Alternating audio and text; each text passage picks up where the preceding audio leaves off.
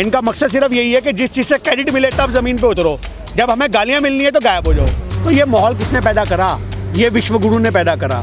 एक बार नमस्ते ट्रम्प करा के, एक बार बंगाल इलेक्शन करा के। ये विश्वगुरु हमारे देश में जो है वो लाशों का विश्वगुरु है। अगर आज भारत ने विश्वगुरु का खिताब कहीं जीता है तो वो सिर्फ और सिर्फ लाशों के आंकड़ों में जीता है और कहीं नहीं जीता। ये हमारे हिंदुस्तान की सबसे बदसूरत किस्मत है और सबसे बदसूरत तस्वीर है जो मोदी सरकार ने हिंदुस्तान के सामने प्रस्तुत की है।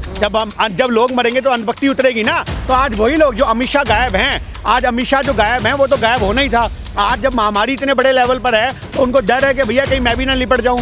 समझ रहे हो बात? तो आज की डेट में जब ये महामारी ने अपना प्रचंड रूप धारण किया तो बड़े बड़े नेता निकल लिए। मोदी जी ग्राउंड पे नजर आते हैं, अमित शाह ग्राउंड पे नजर आते हैं, योगी जी ग्राउंड पे नजर आते हैं। तो इनको सिवाय लानत के कुछ मिलेगा? लिखवाई है, एफआईआर दर्ज करी है कि अमित शाह बंगाल चुनाव के बाद गायब हैं। तो आखिर गृह मंत्री जी ने जिम्मेवारी लेनी चाहिए और इस समय पैंडेमिक के समय यहाँ पे जायज़ा लेना चाहिए, देश को देखना चाहिए। अब वो दिखाई नहीं दे रहे, ना किसी न्यूज़ चैनल पे कोई बयान आ रहा है, ना किसी तरह अखबार। क्या होना चाहिए, मतलब कहाँ है वो? अमित शाह गया, इनके सारे नेता गायब हैं। आपने देखा होगा जगह जगह लोगों ने पोस्टर लगा रखे लापता के। जितने इनके एमपी हैं उनके पोस्टर लगे लापता के। अब इनको ऊपर से प्रेशर आया है, जो आरएसएस वाले हैं उन्होंने इनको, संगठन वालों ने इनको डंडा दिया है कि तुम भैया हमारी बेइज्जती करवा रहे हो गली गली। समझ रहे हो बात? तुम लोग काम नहीं करोगे तो हमारे को आगे अपना मुंह दिखाने के लिए नहीं मिलेगा। क्योंकि आज हिंदुस्तान की कोई ऐसी शायद गली होगी जहाँ पे आरएसएस के संगठन के लोग ना हो। हर गली में आरएसएस के संगठन के लोग हैं। तो आज उनकी बेइज्जती हो रही है कि कहाँ है तुम्हारी सरकारें। लोग गली में उनको पकड़ पकड़ के पूछ रहे हैं, भैया तू आरएसएस का था, बता कहाँ है तुम्हारी सरकारें? तुमने हमें कह के बीजेपी को वोट दिलवाया। आज हमारे लोग ऑक्सीजन के लिए भटक रहे हैं, कहाँ है ऑक्सीजन? कहाँ है सारी सुविधाएं? जिनके लोग मर रहे हैं तो अंधभक्ति उतर रही है।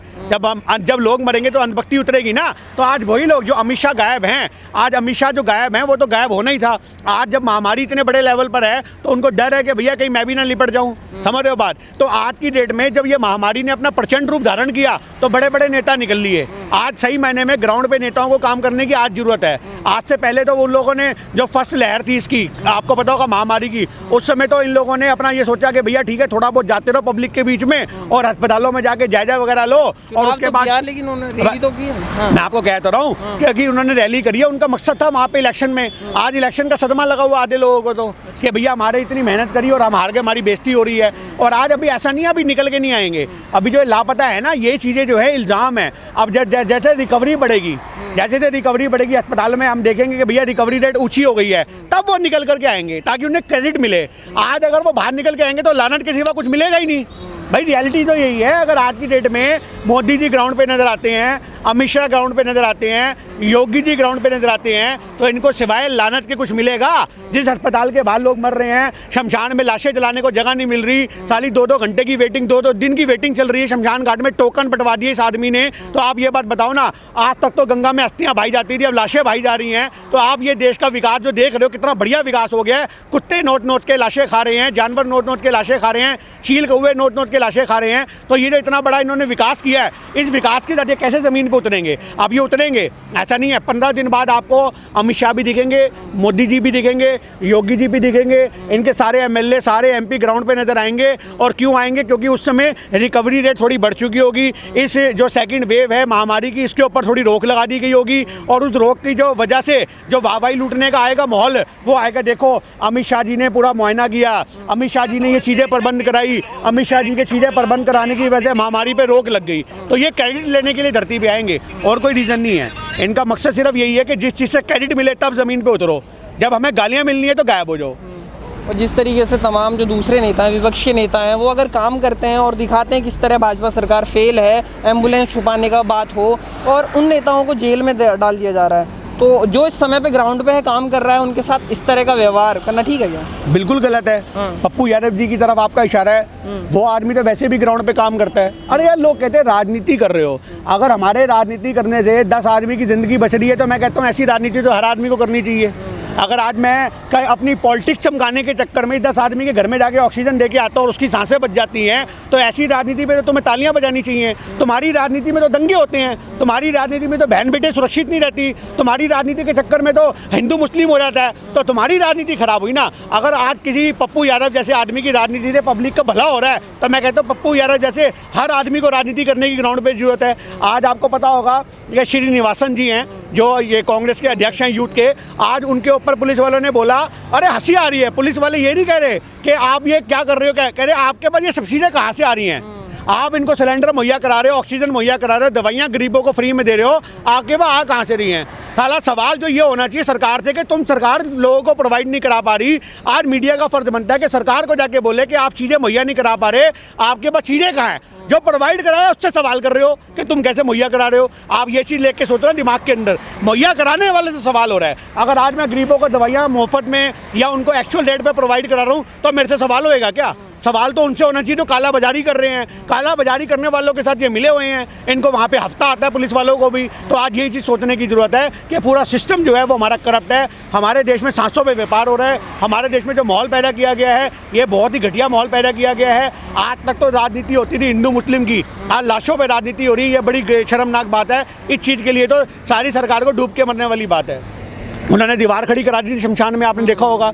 आज हमारे गुजरात वाले भाई साहब ने, मोदी जी ने गुजरात में दीवार खड़ी कराई थी ट्रंप के आने पे, आपको पता होगा, गरीबी छुपाने के लिए। और आज योगी जी ने वही सेम अपने गुरु के आदर्शों पर जलते हुए एक इतनी बड़ी जो है शील्ड खड़ी करवा दी शमशान घाट के बाहर कि पीछे जलते हुए मुर्दे ही नजर ना आए। आप ये बात बताओ, मतलब उन्होंने मुर्दों को छुपाया, उन्होंने गरीबी को छुपाया, क्योंकि इनके पास दिखाने को कुछ है ही नहीं। इनकी सफलता तो है ही नहीं, ये विफल लोग हैं। और विफल लोग अपनी कामयाबी जो होती है वो कैसे दिखाएंगे? इनकी कामयाबी तो कहीं से हुई नहीं है। इन्होंने हर एक चीज़ में हमारे देश में लाइनें लगाई हैं। आप नोटबंदी उठा लो, आप जीएसटी की लाइनों में बिल जमा कराने वाले लोग उठा लो, उसके बाद लॉकडाउन में आपने देखा लोगों को राशन की लाइनों में लगना पड़ा, उसके बाद आपने देखा कि अभी भी मजदूरों को धक्का पेली करके अपने घर जाने को हुआ। इनकी कोई ऐसी एक नीति बताओ जिसमें लोग लाइनों में ना लगे हों। अब ये वैक्सीनेशन जो दे रहे हैं 200-250 रुपये की, उसके लिए भी ये लाइनें लगवा रहे हैं। आज आपने देखा दिल्ली के उत्तम नगर इलाके के अंदर 250 आदमी वैक्सीनेशन के लिए एमसीडी के जो वो होती है डिस्पेंसरी, उसका गेट बजा रहे हैं ऐसे करके, फटाफट खोलो खोलो हमें वैक्सीनेशन दो। अरे तुम कोरोना को हराने गए हो, बढ़ाने गए हो।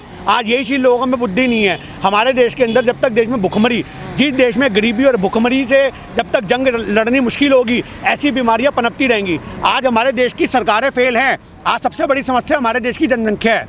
आज हमारे देश में कोई भी चीज़ मुहैया ढंग से नहीं हो सकती। एक तो जनसंख्या, दूसरा करप्शन। अगर सरकारें भंडारा खोल भी देती हैं तो आम जनता तक पहुंच नहीं पाती वो चीज़ें। तो आज ये चीज़ देखो ना, तो आज इसके लिए सिस्टम फेल है। और सिस्टम फेल क्यों है? क्योंकि पॉपुलेशन बहुत बड़ा फैक्टर है। हम हर बात में सरकारों को घेरते हैं, वो अच्छी बात है, पर सरकारों से ज़्यादा आदमी को अपने अंदर भी झांक के देखना चाहिए। हर आदमी के घर में 5-5, 7-7 बंदे पैदा होकर रखे हैं। पहले के आदमियों के पास कोई टाइम पास का जरिया नहीं होता था। आज तुम अपने घर में देखना, नाना वाना कितने भाई होंगे, 6-7 नाना भाई होंगे, दादे भाई होंगे। वो कौन थे? वो भी तो हिंदू थे।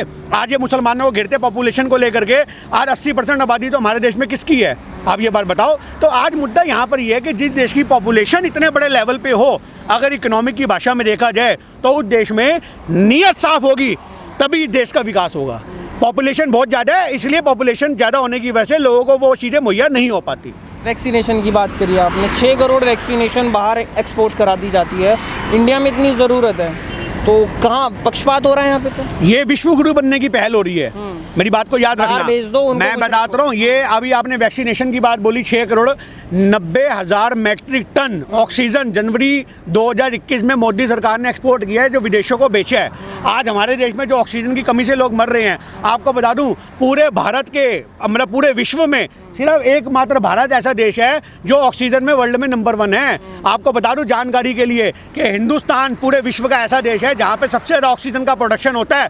और सबसे कलंक की बात यह है कि इसी देश में ऑक्सीजन की कमी से मरने वाले विश्व में सबसे नंबर 1 देश बन चुका है। आप ये बात देखो, जिस देश में ऑक्सीजन का प्लांट लगते हैं, विश्व में नंबर 1 देश जो ऑक्सीजन के लेवल पे हो, वहाँ ऑक्सीजन की कमी से लोग मर जाएं, तो ये अपने आप में शर्मसार वाली बात है। ये ढकोसले वाले विश्व गुरु की करामात है। आप इस चीज़ को देखो, आज जो हम लोग ऑक्सीजन की कमी से मर रहे हैं, ये मोदी सरकार का षड्यंत्र है, षड्यंत्र। और ये जो ऑक्सीजन जो उन्होंने 90,000 मैट्रिक टन बाहर भेजी, वो क्या जरूरत थी जब अपने देश के अंदर हाहाकार मची हुई है। आपको पता है कोरोना की पिछली बार भी इन्होंने यही करा, वैक्सीनेशन बाहर भेज दी। आज जो यहाँ पे जो लोग जंगले पीट रहे हैं, वैक्सीनेशन दो, वो माहौल क्यों है? आज वैक्सीनेशन है नहीं और ये उम्र घटाते जा रहे हैं। अब एक मई से लगा दिया, 18 साल वाले जो हैं वो अपना रजिस्ट्रेशन कराएं। अब कहाँ कराएं?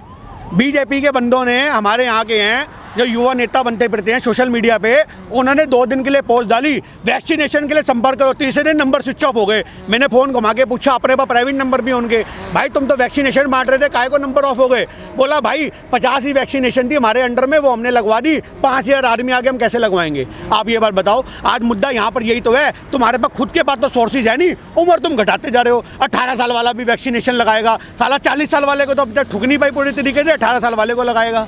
तो ये जो कमी आ रही है हमारे देश के अंदर वैक्सीनेशन वगैरह की, ये इसलिए आ रही है क्योंकि जब एक इंसान अपने घर में ना देख करके बाहर झांकता है, ऐसे लोग बख्शे नहीं जाते। आप याद रखना, एक पुरानी कहावत है कि घर में माँ भूखी बैठी, बाहर लंगर लगा, ऐसे लोग बख्शे जाते नहीं।